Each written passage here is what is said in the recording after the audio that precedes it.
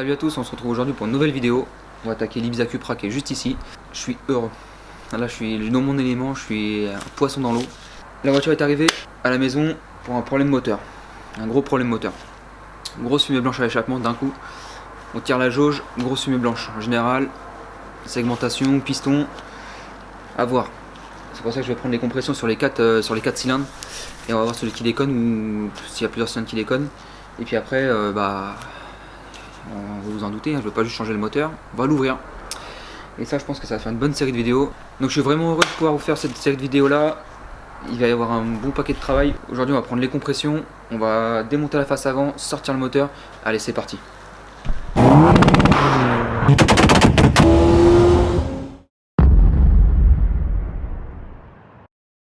Donc on va maintenant prendre les compressions. Donc pour ça, moi j'ai un compressiomètre.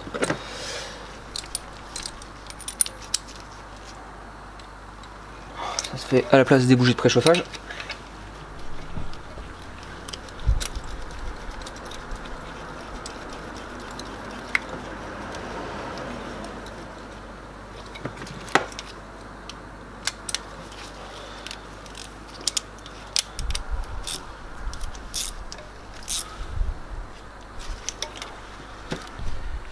Donc voilà, on va maintenant pouvoir lire la graduation.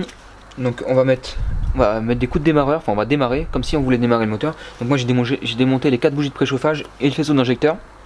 Enfin le faisceau d'injecteur, j'ai juste débranché. On va maintenant lire la mesure. Donc normalement c'est entre 19 et environ 19 et 30 bars à peu près là-dessus. On va dire entre 20 et 30 bars. Et en fait entre chaque cylindre il faudrait pas qu'il y ait plus de 5 bars de différence. Du coup on va mesurer ça. Allez, c'est parti. Vas-y.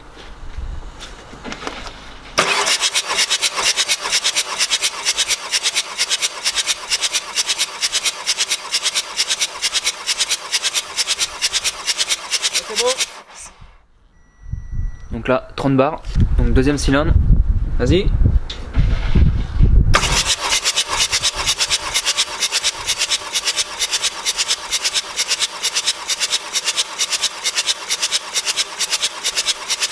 Bon. Donc presque 32 bars, cylindre numéro 3, vas-y.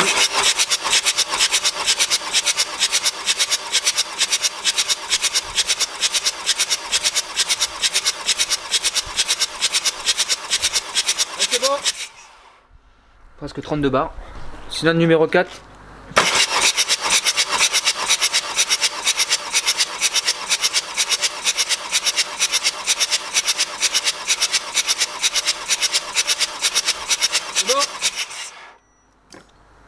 Donc voilà, sur le cylindre numéro 4 on a à peine 20 bars.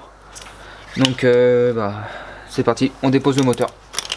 Bon, on va commencer par démonter les 2 roues avant, enlever les vis qu'il y a dans le pare-boue à l'intérieur, dévisser toutes les vis pour le pare-choc. On va sortir le pare-choc, les radiateurs, la face avant, puis après on aura beaucoup plus de place pour retirer tout ce qui est faisceau électrique. Puis après on va commencer à démonter toutes les durites des changeurs, enfin de suralimentation. Et on va pouvoir sortir le moteur.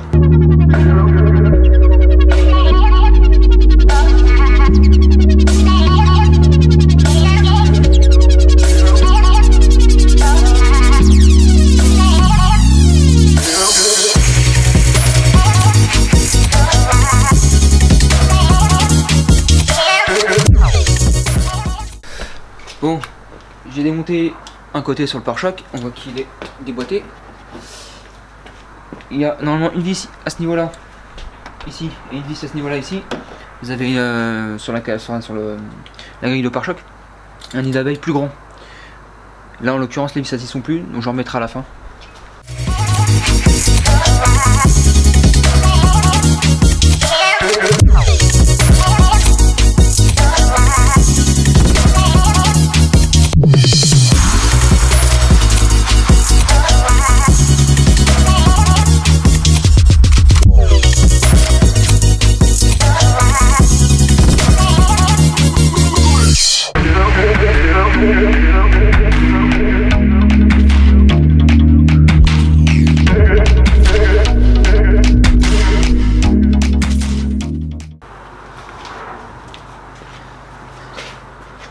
Donc voilà, on a le pare-choc démonté. Donc là on a l'échangeur en façade, comme sur toutes les Cupra, mais celui-là c'est un échangeur Darkside, donc il est renforcé.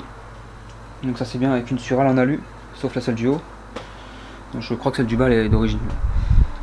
Bon bah on y va, c'est parti.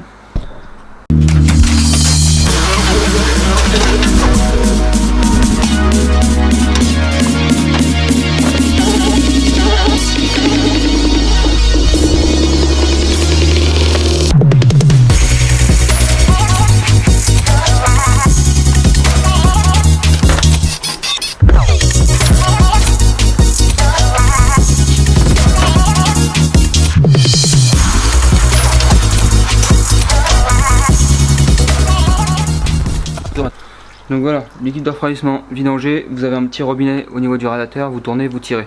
Vous tournez un petit quart de tour et vous tirez comme ça et tout coule. Vous ouvrez le vase d'expansion et tout va couler.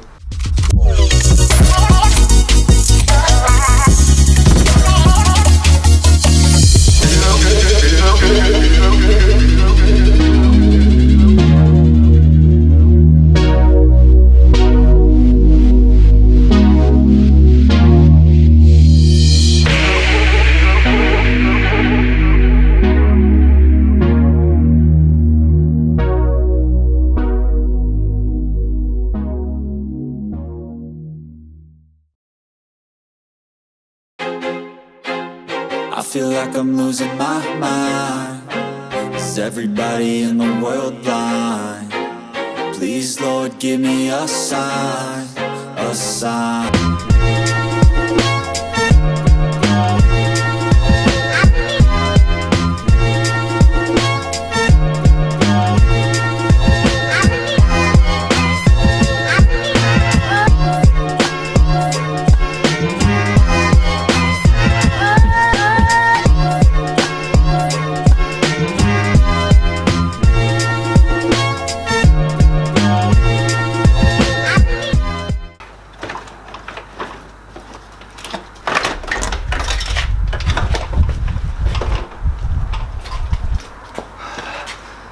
Toujours là. Voilà, maintenant on voit vraiment ce qui se passe. On va rapprocher un peu la caméra et là ça va être ce que je vais préférer. Donc comme pour un embrayage, on va démonter tout ce qui est batterie, support filtre à air, enfin tout ça, tout ce côté là. On va démonter tout ce qui est de ce côté là, les durites, le filtre à gasoil, on va tout enlever. Support de distribution, tout le faisceau électrique. Support de distribution, support moteur côté distribution, tout le faisceau électrique, on va le mettre tout ça de ce côté là. On va enlever les 3 boulons d'échappement qui est derrière par ici là. Et les tuyaux de dépression et puis il me reste pas beaucoup de boulot à faire. Là j'ai commencé, il était quelle heure? Il était peut-être 1h, je sais pas. Allez, 15h35. Voilà. 15h36. On va voir, ça fait peut-être 1h que j'ai commencé. On va voir en combien de temps je peux démonter ça. Normalement ça devrait être rapide maintenant qu'il n'y a plus rien. Allez, c'est parti.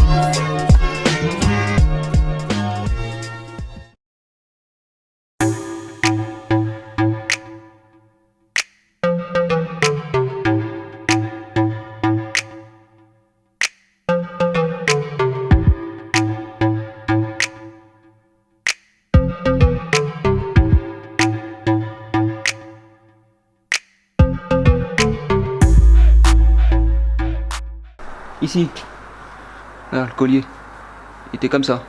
Alors, parce que normalement, il vient ici, au niveau de la marque blanche, là. Là, il se baladait. Donc ça, pas bon, celui qui a bricolé la voiture avant.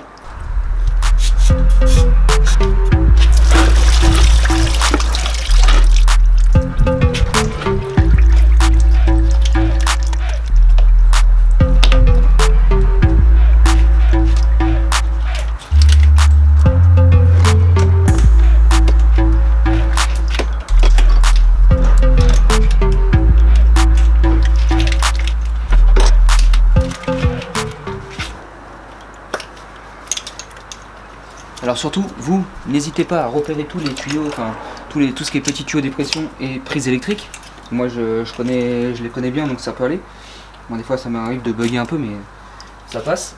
Mais vous, surtout si vous n'avez pas l'habitude, repérez tout, mettez du Chatterton, enfin du tiro autour et vous marquez dessus où est-ce que ça va.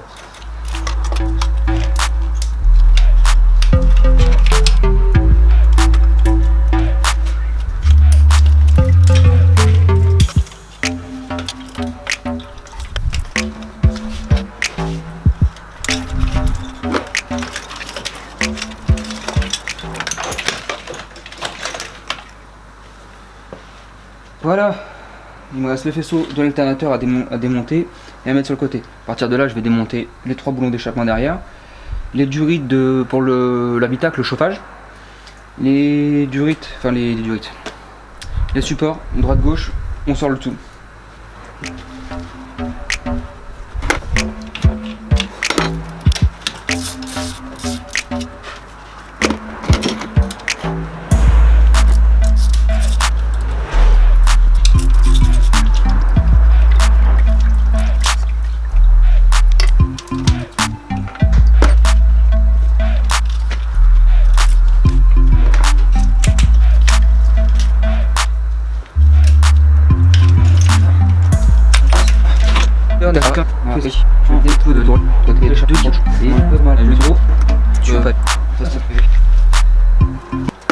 Petite précision, alors ça j'ai pas fait gaffe, ça là, voilà, ça là, ici là, c'est du liquide refroidissement, nettoyage tout de suite, j'ai horreur de travailler là-dedans, on va nettoyer ça tout de suite.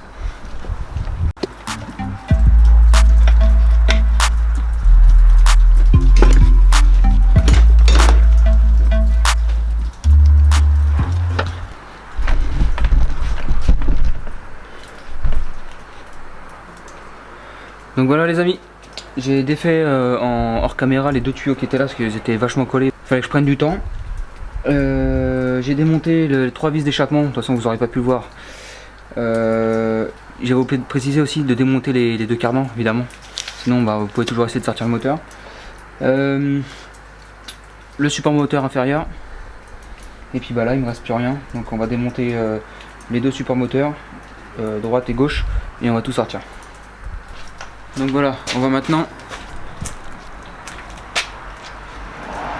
sortir, on va défaire les supports moteurs et on va sortir le moteur. Allez, c'est parti.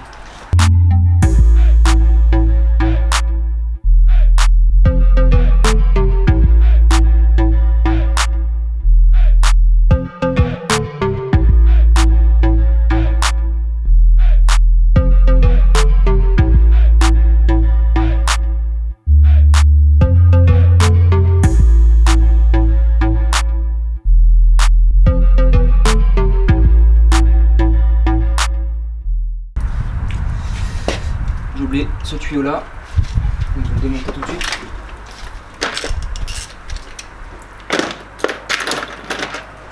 Fallait bien que je m'oublie.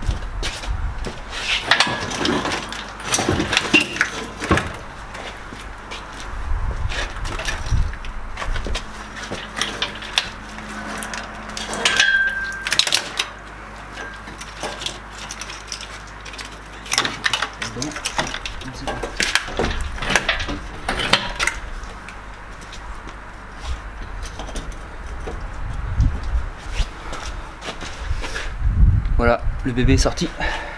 Donc sans plus attendre, on va déposer la boîte de vitesse et on va mettre le moteur sur le support moteur.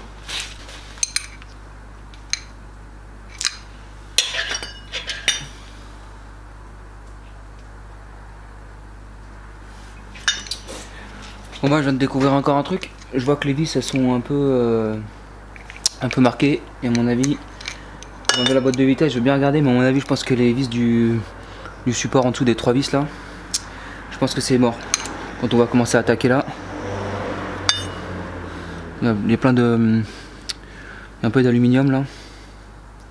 Donc je pense que ça serait bon à refaire.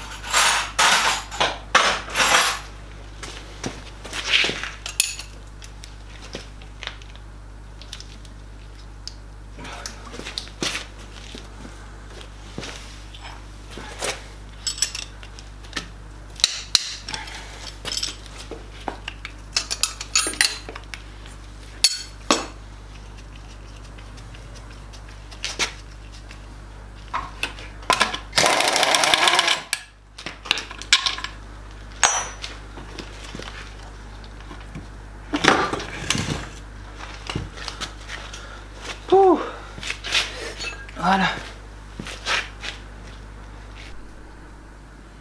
Bon voilà, avec une petite pause pour le goûter, parce que oui, les enfants ont le droit aussi de goûter. Et j'ai mis 15h30, 16h30, 2h45 j'ai mis. Allez, on va dire 3h. Voilà les amis, cette vidéo touche à sa fin, j'espère qu'elle vous aura plu. N'hésitez pas à vous abonner, ça fait toujours plaisir. Lâchez des pouces bleus, mettez des commentaires, j'y réponds le plus souvent possible. Je tiens à faire une petite mention pour mon ami la mécanique Solemboule. Si vous connaissez pas, allez vous abonner à sa chaîne. Donc ça va être marqué juste ici, la mécanique Solemboule. Il va démonter le moteur de sa Mercedes. Il va y avoir une bonne série de vidéos sur ce moteur là, donc il va le démonter et voilà, je vous laisserai découvrir ce qu'il va en faire. Donc voilà, sur ce, moi je vous dis à très bientôt, ciao tout le monde.